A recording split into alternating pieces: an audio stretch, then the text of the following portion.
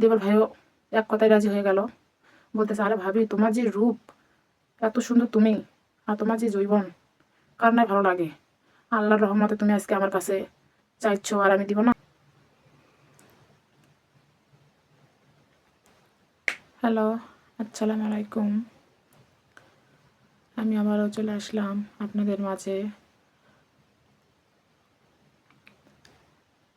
আমি আজকে একটা গল্প বলতে চাই, হট গল্প। আমার দেবর আর আমার মধ্যে হয়েছে সেটা, তো আজকে ওইটাই আমি বলতে চাই।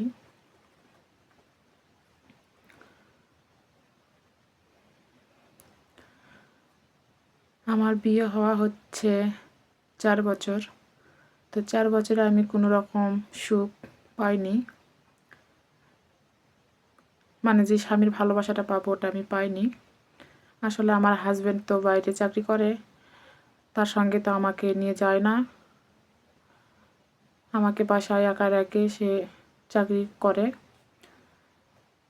তো যখন ছুটি পায় তখন সে আসে, আর নয়তো না। তো এভাবে একা থাকতে থাকতে আমার খুব বিরক্ত লাগে। আমি আমার হাজব্যান্ডরে বলছি যে আমার নিয়ে চলেন, তো না, আমার হাজব্যান্ড বলতেছে ওখানে নাকি অনেক সমস্যা হওয়ার কারণে সে আমার নিয়ে যেতে পারবে না। তো আমাকে বাসায় রাখে, সে চাকরি করে। আমার বাচ্চা কাচ্চা এখনো হয় নাই, আমি বাসাতে থাকি। আমার নিজের বাবার বাড়িও থাকি, আবার শ্বশুর বাড়িও থাকি। আমার শ্বশুর শাশুড়ি মা, আমার একটি দেবর আছে, এই নিয়ে আমার সংসার।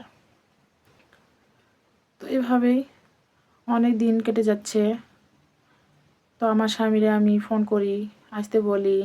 আমার স্বামী শুধু বারবার আমার একটা কথাই বলে যে না, আমি আসতে পারব না এখন। তো আমার সত্যি, আমার তো নিজের একটা চাহিদা কিছু আছে। টাকা পয়সা দিলে কি সব কিছু পাওয়া যায়? সেটা তো না। স্বামীর ভালোবাসায় যদি আমি না পাবো তাহলে আমার কি একটা। তা আমার সত্যি সত্যি রাগ লাগছে। এভাবে দিন পথ চলে যায়। তো একদিন আমি আমার যাই ওখানে বসে আছি, তো যা আর আমি গল্প করতেছি। আমার যাও আমার সঙ্গে বলতেছে, আচ্ছা ভাবি একটা কথা কইমু। তা আমি বলতেছি, হ্যাঁ বলেন। তো আমার ভাবি এখন বলতেছে, দুলা ভাই তো বাসায় থাকে না, আপনি কি করে একা একা থাকেন? তো আমি বলতেছি, ভাইরে কি আর বলবো, একা একা যে কি জ্বালা সেটা আমি তোমারে কিভাবে বুঝাবো। তো আমার ভাবি বলতেছে, আসলে একা একা থাকা সত্যি খুব কষ্টকর একটি মেয়ের পক্ষে। তখন সে আমার একটি ভালো উপদেশ দেয়। বলতেছে, দেখো তোমার একটা কথা কইমু, তোমার বাসায় তো একটা দেবর আছে, তো দেবরের সঙ্গে থাকলেই তো সব চাহিদা মিটে যায়। তা আমি এখন আমার ভাবিরও কইতাছি, কি কও ভাবি, এসব কিভাবে হবে? কথা, আরে পাগল, ছেলেরা সবটাই পারে, তুমি শুধু একটু হ্যাঁ বলো, দেখো তোমার স্বামীর চাহিদা তোমার দেবর পূরণ করবে। হ্যাঁ, এই কথা শুনে আমি আমার বাসায় চলে আসলাম। তারপর রাত লাগছে, রাতে আমার কিছুতে আর ঘুম আসতেছে না। তারপর আমি আমার দেবরের ডাকটি, বলতেছি, দেবর ভাই কী করতেছো? আসলে আমার চোখে ঘুম নাই, তো তোমার সঙ্গে একটু গল্প করতে আসলাম। তা আমার দেবর ভাই বলতেছে, হ্যাঁ ভাবি এত রাতে বলো কি হয়েছে? তা আমি সরাসরি বলে দিছি, দেখো আমি কি আর বলবো, তুমি তো সবই জানো যে তোমার দাদা এরকম বাইরে থাকে আর থাকে, আমাকে সময় দিতে পারে না। তো তুমি যদি আমাকে একটু সময় দিতে পারো, দাদা চাহিদা আমারে পূরণ করতে পারবা? দেবর ভাইও এক কথায় রাজি হয়ে গেল। বলতেছে, আরে ভাবি তোমার যে রূপ, এত সুন্দর তুমি, আর তোমার যে যৌবন, কার নাই ভালো লাগে। আল্লাহর রহমতে তুমি আজকে আমার কাছে চাইছো। তখন হ্যাঁ, আমিও রাজি, আমার দেবর ভাইও রাজি। তারপর আমরা কি করলাম, দুইজনে দরজাটা নক করলাম। নক করার পর আমি আমার দেবরের কাছে গেলাম। আমার দেবর আমারে খাটে নিয়ে গেল। খাটে নিয়ে যাওয়ার পর খাটে শুয়ে দিল, আস্তে আস্তে করে আমারে ভালোবাসতেছে, আদর করতেছে। বুকের ওড়নাটা সরাই ফেলে দিল।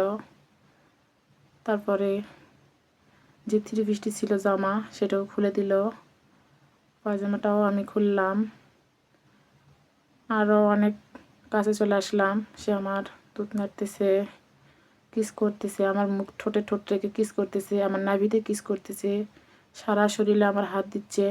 আমার খুব ভালো লাগছিল, খুব আনন্দ উপভোগ করছে আমরা দুজন। আমিও আমার দেবরকে অনেক অনেক ভালোবাসি, খুব ভালোবাসি। আমরা কাজটি এক খাটে এক বিছানায় করতে শুরু করি। আমার দেবরের লিঙ্গটা আমার জায়গায় ঢুকাই দেই, দিয়ে আমার দেবর ঢুকাইছে বার করছে, ঢুকাইছে বার করছে। আমার সত্যি আমি অস্থির অবদান হয়ে গেছিলাম, খুব ভালো লাগছিল আমার।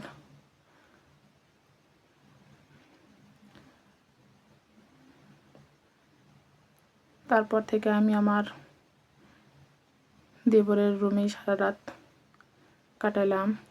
এত এত এত চিৎকার দিচ্ছিলাম কি বলবো, এত সেক্স আমার বাড়াই গেছিল যে নিজেকে আর কন্ট্রোল রাখতে পারি না।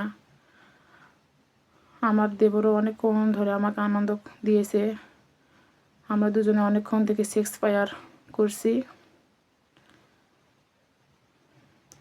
নিম্নে আমরা 1 ঘন্টা ছিলাম সেই কাজ নিয়ে। সেক্সি আমরা 1 ঘন্টা করছি, অনেক মজা পাইছি দুজন দুজনাকে ভালোবেসে, খুব আনন্দ লাগছে। এবং আজও আমি আমার দেবরের সঙ্গেই কাজটি করি। এখন আর আমার স্বামীর প্রয়োজন হয় না। আমার দেবর আমার সমস্ত মনের আশা পূর্ণ করে এবং এভাবে দিনপথ আমার খুব ভালো যাচ্ছে। আর আমি দিব না।